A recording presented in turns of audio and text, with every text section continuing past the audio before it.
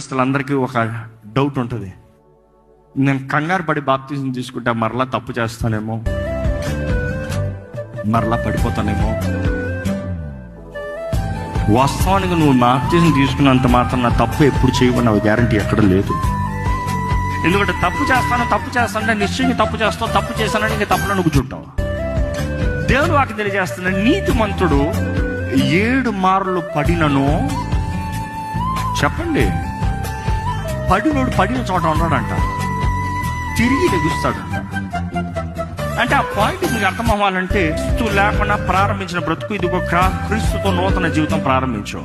అదిగో నీ వాగ్దానము, క్రీస్తుని చేరుతాం. నువ్వు ఈ రక్షణ జీవితం ప్రారంభించినప్పుడు నువ్వు వెళ్తా 2 అడుగులు తీసి పడ్డావేమో. యు నీడ్ టు అండర్స్టాండ్, నీ రక్షణ ప్రయాణంలో అప్పుడు ఇక్కడ ఎక్కడ ఏదో ఒక రీతిగా శోధిస్తానికి వాడు ఉన్నాడుగా, వదంటాడు నిన్ను. ఎవడు చెప్పలేడు నేను రక్షించబడిన తర్వాత నాకు ఎప్పుడు శోధన రాలేదు, నేను పడలేదు. ఇన్ఫాక్ట్ రక్షించబడిన తర్వాత నా అసలు శోధన ప్రారంభమవుతుంది, చెప్తాను.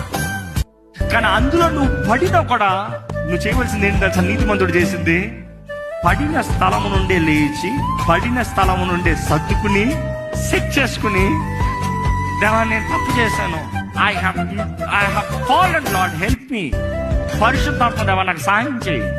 అక్కడ నుండి మరలా సరిదిద్దుకుని ముందుకెళ్తాం.